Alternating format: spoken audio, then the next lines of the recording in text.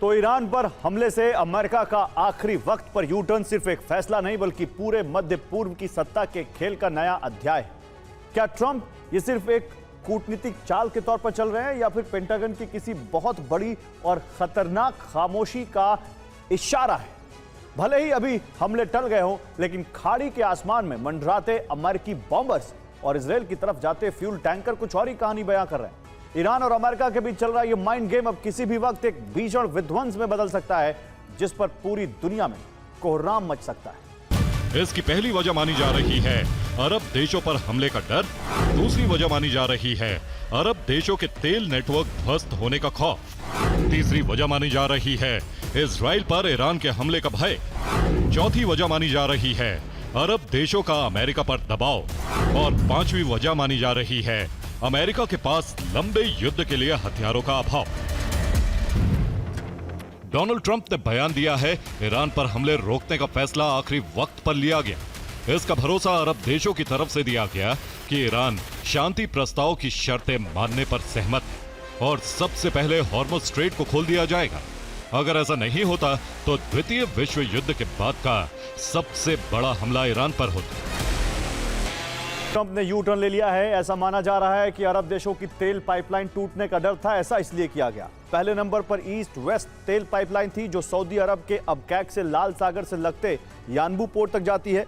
इससे रोजाना 50 लाख बैरल तेल सप्लाई होता है। इसकी लंबाई 1200 किलोमीटर है। यह अरब की सबसे लंबी पाइपलाइन कही जाती है जहां ईरान हमला कर सकता था।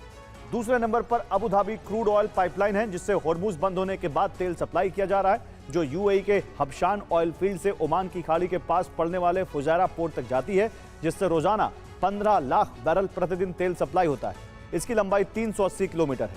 इस पर ईरान मिसाइल हमला करके इसे तोड़ने की कोशिश में था। इससे आगे बसरा तेल पाइपलाइन सिस्टम है जो इराक की बड़ी पाइपलाइन है। यह इराक के रुमैला से वेस्ट कुर्ना ऑयल फील्ड तक पहुंचती है, जिससे रोजाना 35 लाख बैरल तेल सप्लाई होता है। इसकी लंबाई 685 किलोमीटर है। इस पर हमला करके इराक को बड़ा आर्थिक नुकसान ईरान पहुंचाना चाहता था।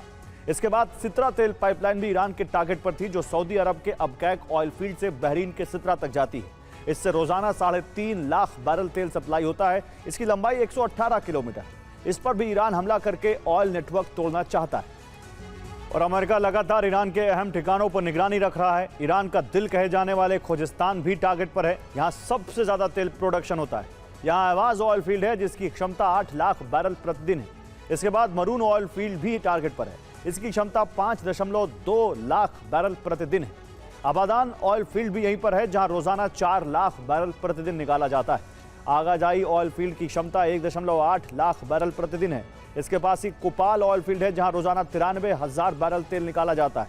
ये सभी खर्ग आइलैंड से जुड़े हैं जहां इनसे निकाला तेल पाइपलाइन के जरिए स्टोर किया जाता है, इसलिए खर्ग भी टारगेट पर है।